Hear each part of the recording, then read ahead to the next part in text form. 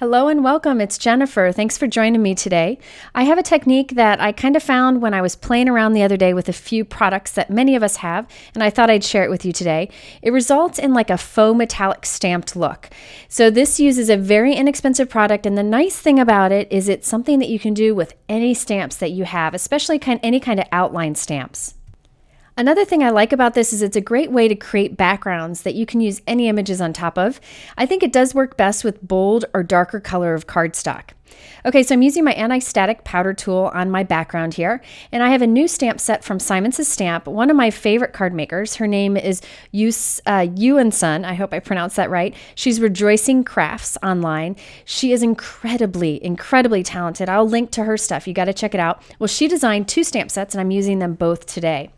So I am inking these up with Versamark ink and just stamping them repeatedly over the background very close together. So I put a bunch of the images on one block so I could save time, and I'm just going to stamp them repeatedly. I actually created two clusters on two different acrylic mounts, and I'm just going to kind of puzzle piece them together on the background.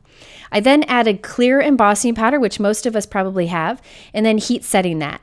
So we're just going to create a background that is basically tone on tone heat embossed. So just have a nice darker raised image anywhere you did that clear embossing. So after I've covered the entire background, I'm just using a dry cloth to rub away that anti-static powder tool, and you can see that it's a great tone on tone raised look. Now again, I think this works best with outline stamps, but you could try it with any stamps that you have. Okay, so now we're going to put down some Versamark ink. I'm using a Versamark pen. This has this bullet point tip and then a tiny tip on the other end. And I'm just coloring in the images. So this is the same kind of ink that's in the Versamark ink pad. It's a clear, sticky ink. And you can see I'm very quickly coloring it in. This is what the Versamark pen looks like. Now I'm using some Perfect Pearl pigment powder. This is from Ranger. It's very inexpensive. I'm using the regular Perfect Pearl color, and I'm brushing it over that Versamark coloring we did. And that Versamark ink is sticky, so it's going to hold on to some of that Perfect Pearl. Then I use a dry cloth to buff away any of the extra. And check out this faux metallic stamped look that it leaves behind. It's just incredibly beautiful. Now you could also stamp images with Versamark ink and brush the Perfect Pearls over it, but there's something really neat about doing that clear embossed image, coloring it in with the Versamark ink, and then adding the Perfect Pearls to it because it gives that raised embossed kind of metallic look. Now I am adding a heat gun to this just to make sure we dry all that ink in the background, that Versamark ink that we added. And here you can see if you really buff it well, that Perfect Pearl shouldn't rub off much. If you want to be sure, you can give it a light spritz with water because that Perfect Pearl has a binder in it and it'll hold on there. Or you can spray it with a fixative. What I do is I spray some mist of water into the air and I wave the paper through it so just a little water hits it. So I created a bunch of backgrounds like this using those two stamp sets I showed you earlier, and I'll show all of the cards over on my blog if you want to see them up close. After creating the backgrounds, I wanted to keep the rest of the card very simple. So I did a die cut heart or circle from some vellum and then a sentiment on top. This is the vellum that I use. This is a great product. This is a pad of vellum and it has a bunch of different types in it and a few sheets of each. So in here is like a pearlescent-y kind of silver vellum that I'm going to use today, and it's beautiful. There's also like a parchment vellum, so it looks a little rough, but it's not rough. Then there is this beautiful marbled vellum. It looks like clouds. It'd be great for clouds on a card. And then the gold vellum, and then also just a regular vellum. And these are all lightweight. That's something to keep in mind. So I wouldn't make a card out of this vellum, but it's great for creating accents. It's a great price to get all of those together. So this is the Pearlescent Vellum. I just die cut a circle from it. And then I die cut this new kindness die from Simon's Stamp from some silver glitter paper.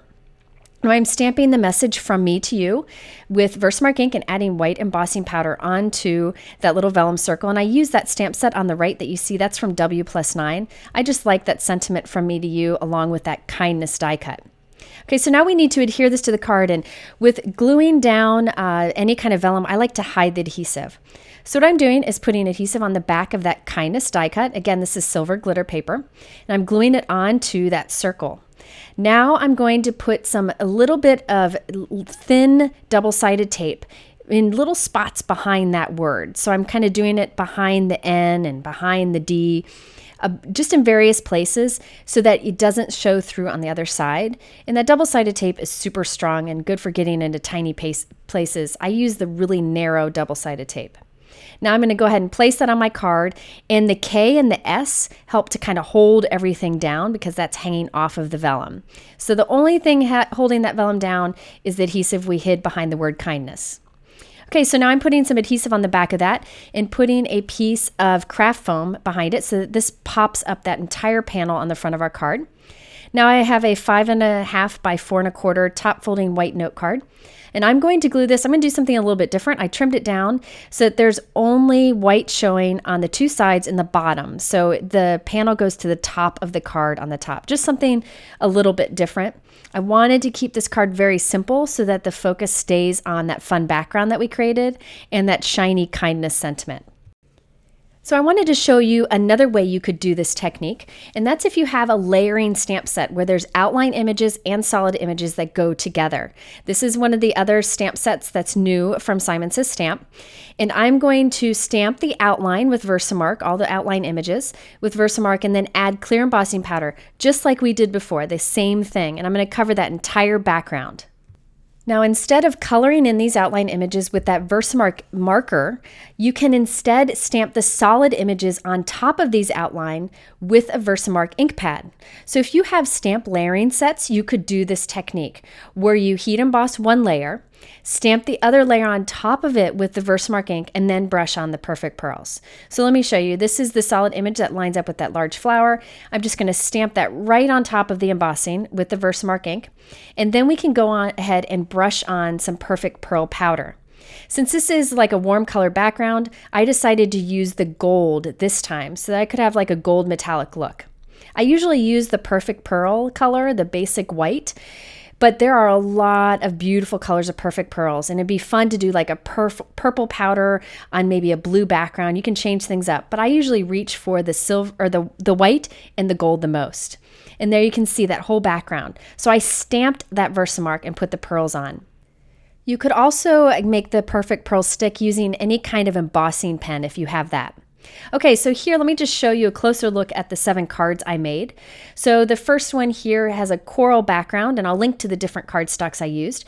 I embossed some small little images, and then I did the coloring with the Versamark pen and did the regular perfect pearl powder on it. And I kept that pretty simple, and I did a die cut heart on this one instead. This one happens to be my favorite. It's a little berry image from one of those stamp sets, and I just put a dot of Versamark ink with the pen into each of those little berries and did the perfect pearl on top of that. This one is those flowers, those swirly flowers, which I think are really effective with this technique, and I kept the leaves off so it just looked like some modern looking scribble circles in the background, and I think that turned out really well too.